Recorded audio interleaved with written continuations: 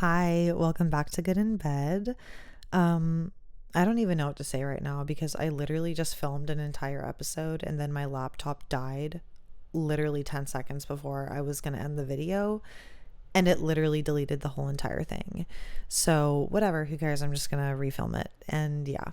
Um, I'm going to answer the rest of the questions that I didn't answer from last week's video, but I still want to answer them because I think they're cheeky and it'll also keep things short and sweet. The episode last week was over an hour, or I think like literally just over an hour. So yeah, whatever. I just wanted to keep this one cute. Before I start these questions, though, I really need to take the time to acknowledge how insane this Mercury retrograde has been, and I don't want to hear it. I am not the type that thinks like, oh, astrology is the end all be all everything, like blah blah blah. Okay? That's not me.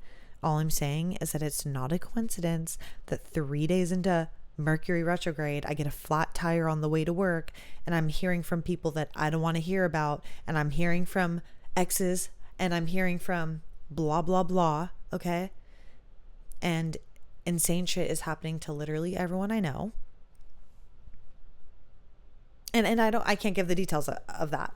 So yeah, just know that I'm stunned, and not in a good way. It's stunning. It's a shock to the system. Okay? So that's that on that. First question. What's a personality trait you secretly love about yourself but people judge?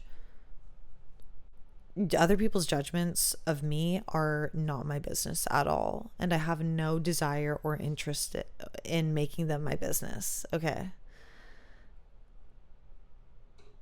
Yeah, I don't plan to do that. Anyway, I would say something that I love about myself that other people judge. Fuck, well, I don't know. I don't know what other people judge about me. Probably I would assume or theorize that it's that I change a lot and I evolve a lot. So I'm going to be different than the me that they used to know. I'm doing new things outside of my comfort zone. So I'm probably going outside of other people's comfort zones, in a good way, like for me, of course. But that means I'm becoming probably less familiar to people, and not in a bad way, but like when people change and evolve, like I'm not going to be the same person that I was a year ago, 2 years ago, 5 years ago, 10 years ago, and so on. So, but I love that about myself. I encourage that. I foster that. I enjoy evolving. I enjoy becoming more of me and getting deeper into my purpose. But I don't know. Like maybe from the outside, people judge that. Okay. What's the fastest way someone could lose your interest? In a romantic sense, I think the fastest way someone could lose my interest is probably someone just not pursuing me. I'm someone that likes to be pursued. So if someone's interested in me, or I'm interested in someone else, but they are not pursuing me or they stop pursuing me, I'm 100% immediately gonna not be interested and move on, right? Because I don't think that they're interested. And I'm not saying that like it's not a mutual thing, right? It's a dance, it's an energetic exchange, but I'm not the pursuer. I don't like taking on that role in a dynamic. That's not me. I want to be pursued. I want to be courted. If someone's not doing that, I'm literally genuinely not going to be interested in them. I will think that they probably like to have a different dynamic in a relationship, which is totally fine. It's not what I want, so I will not be interested. Yeah. What's the difference between chemistry and compatibility?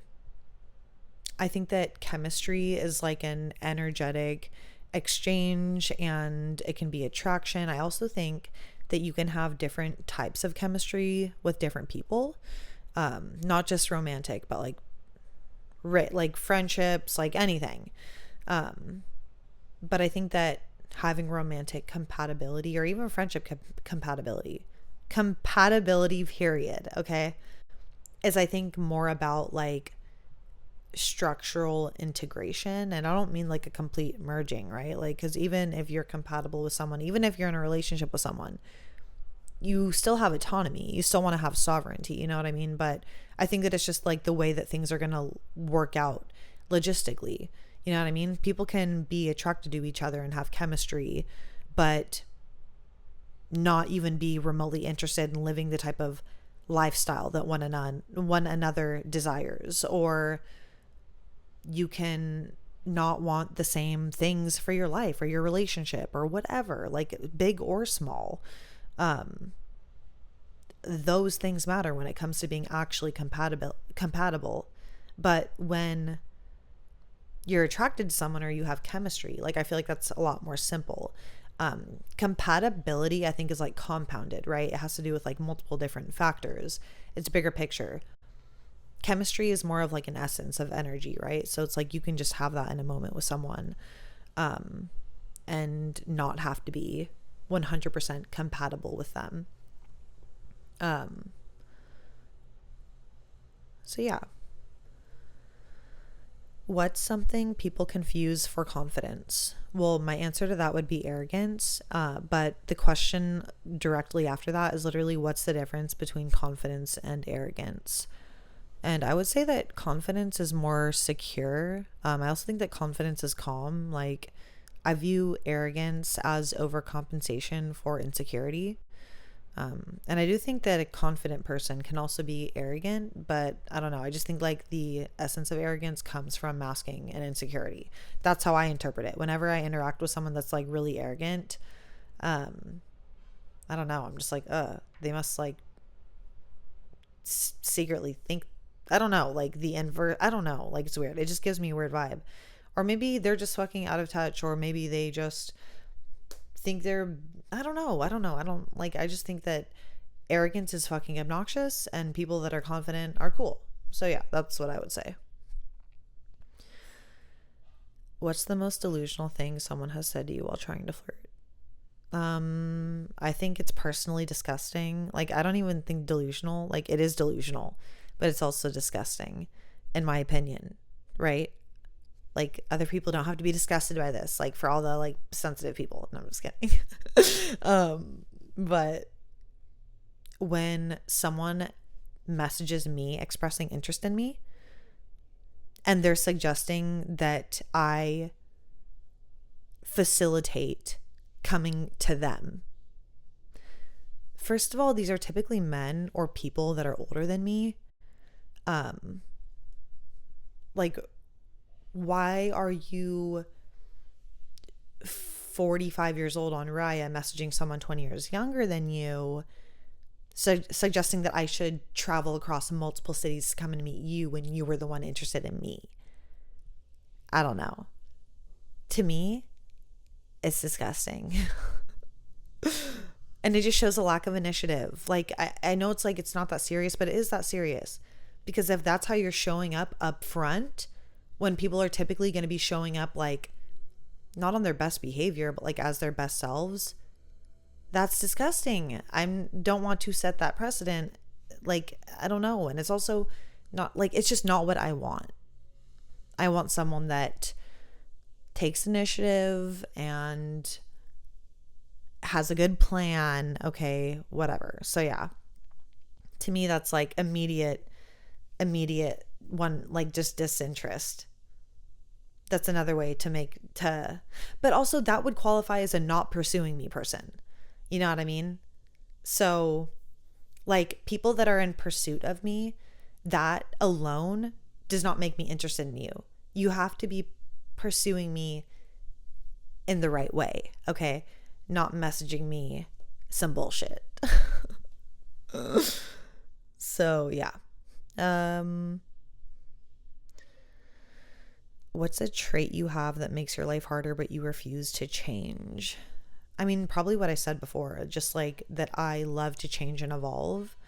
And I prioritize that in my life and I enjoy it. And I think also that I always want to strive for more and become more. And then that also, like, I have to be very grounded and aware that I'm not walking the line of like discontentment, right? Like, you can want more and strive for more and love where you're at and be okay with that.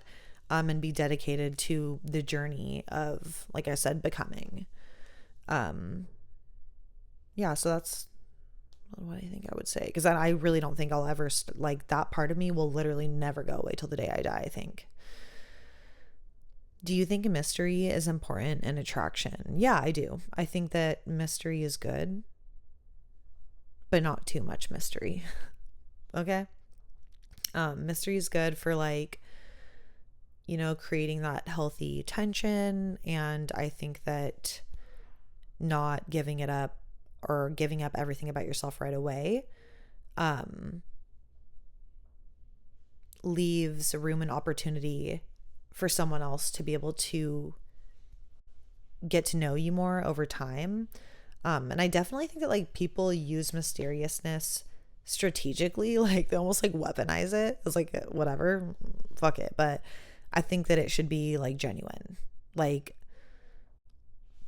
I genuinely don't like to share so many parts of myself unless someone's being very intentional with, like, pursuing me and, like, so that's my take. I do think that when someone else is mysterious, I do think that it's attractive, but like I said, like, you don't want to be too mysterious to the point where it's like you're trying to be so unattainable where it comes across as like disinterest.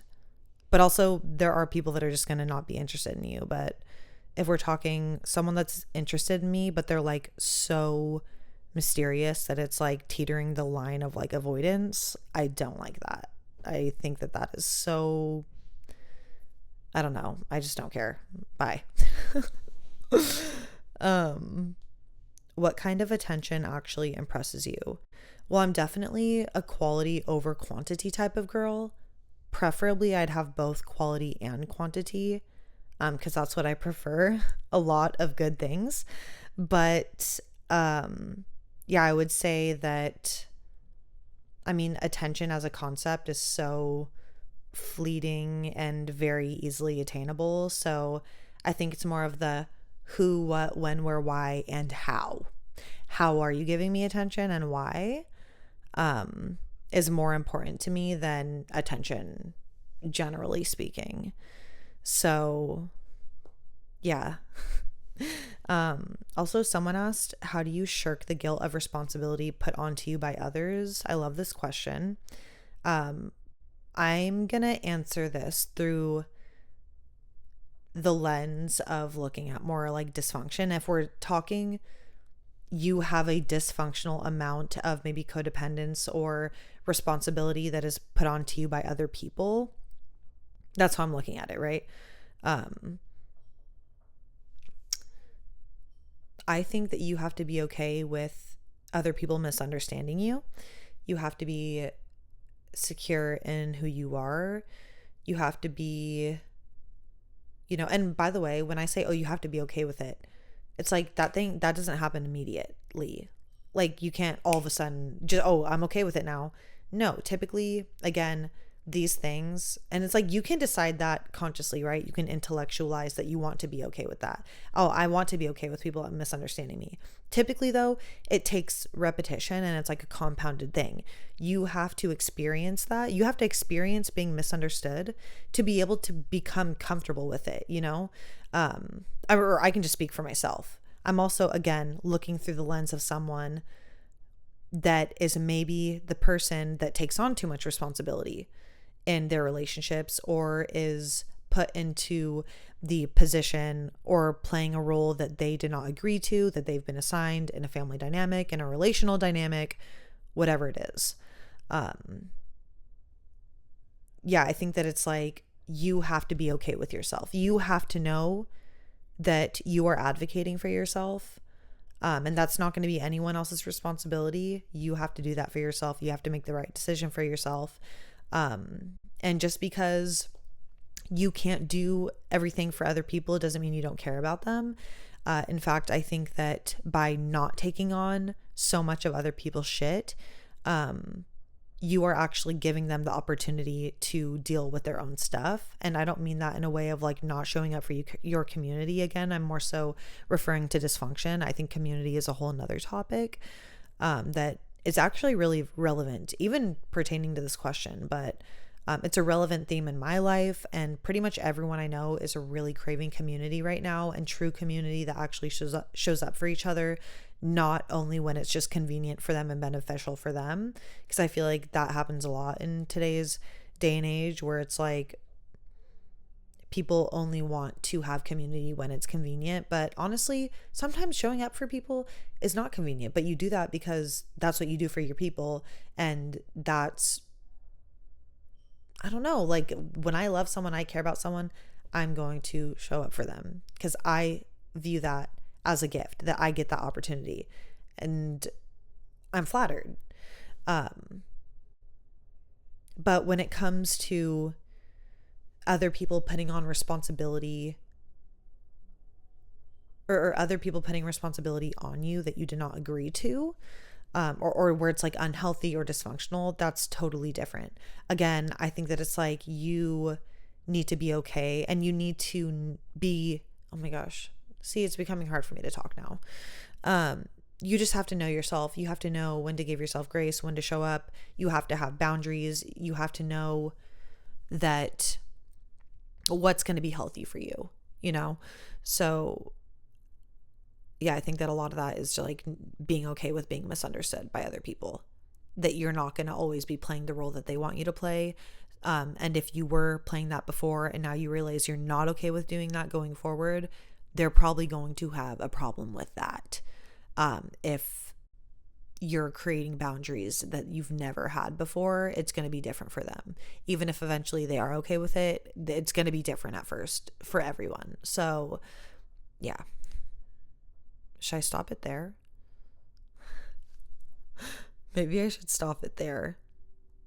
Okay, dream blunt rotation and why. I'm lucky because my dream blunt rotation is literally like my core people, my cousins, my siblings, my younger sibling and my brother-in-law and my best friends, like my sisters. You know, there's like a core group of us. And it personally does not feel right for me to elect people into our dream blunt rotation without like consulting the council, you know, because also one thing about my friends, they very well could have a much better idea than me. I feel like I couldn't think of the right people to draw into our dream blunt rotation. And it feels like too much pressure to decide that myself, because I know that we would all be there experiencing it together. So yeah, I can't make that call. It's too much pressure. Yeah, okay. Well, I think I'm going to call it a night because I've literally already recorded this and the whole thing got deleted. And yeah, I'm complaining again about it, just like I did at the beginning, because it's my podcast and I can do that. Okay. Anyway, I need to go feed my cat dinner, and he's literally, whatever, fuck it. He's literally like laying super close to my lamp, and let me show you. Like, I don't know if he thinks it's warm. Why? Like, also, that's literally my setup. That's hilarious. Anyway, okay. Love you. Bye. Love you. Bye. Love you. Bye. Love you. Bye. Oh, wait. Also, I think I'm going to do like ASMR or something in the future. Okay. Anyway. Okay. Love you. Bye. Love you. Bye.